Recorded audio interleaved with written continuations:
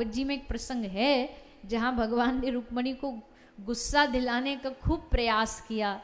ये संवाद भागवत में लिखा है कि भगवान रुक्मणी जी से कहते हैं कि आपने हमसे विवाह क्यों कर लिया, अरे इतना बढ़िया सुंदर आपको शिशुपाल मिल रहा था, इस हम जैसे से ब्याह करने से क्या लाभ जिसके माँ बाप का ही अता पता ना हो। देवकी नंदन यशोदा नंदन सब इसी में बेचारे संदेह में रहते हैं। तो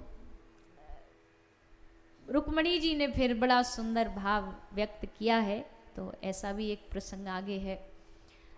तो सत्यभामा जी के साथ विवाह हुआ, मणि दे दी गई श्री कृष्ण को, द्वारिका के राजकोष में मणि आ गई और इस मणि के द्वारा रोज सेवा की जाती थी और राज्य में बहुत सारा धन आता था, सोना आता था। तो इस प्रकार सत्यभामा जी से विवाह हुआ। फिर भगवान ने यमुना जी से विवाह किया,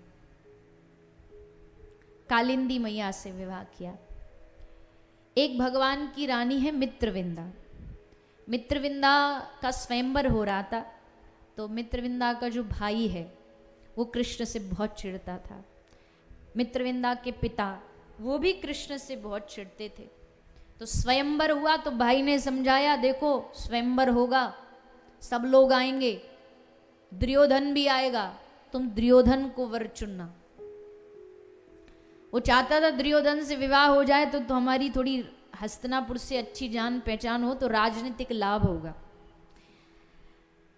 तो ये सोच करके सबको बुलाया पर कृष्ण को न्योता नहीं दिया। लेकिन मित्रविंदा तो मन ही मन भगवान को चाहती थी, भगवान को पुकारा, भगवान आए और भरी सभा में बीच में प्रकट हो गए। मित्रविंदा जी ने ना आगे देखा ना पीछे और जाकर के माला श्री कृष्ण के गले में डाल दी। लो अब करो क्या करोगे।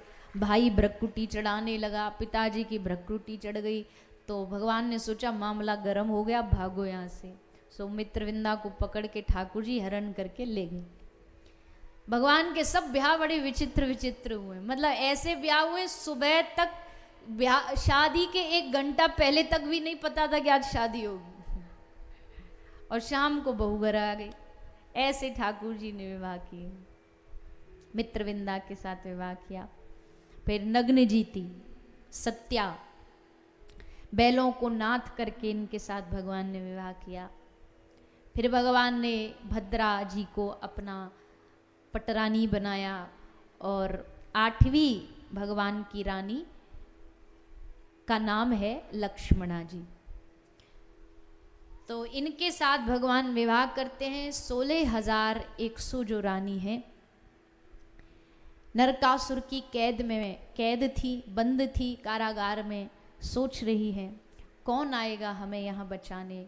शायद अब यही हमारी अंतिम गति है कि हम यहीं रोते रोते मर जाएंगे, मृत्यु के अलावा अब कुछ दिखाई नहीं देता। लेकिन भगवान कहते हैं जब सारे रास्ते बंद हो जाते हैं तब मेरा रास्ता हमेशा खुला रहता है। और आज 16,100 रानियों को अपना बनाने के लिए ठाकुर जी आए, सबके साथ विवाह किया और इनको अपना नाम दे करके अपनी रानी बनाया और इनके साथ विवाह किया। तो ये भगवान की विवाह की कथा है, विवाहों के प्रसंग है।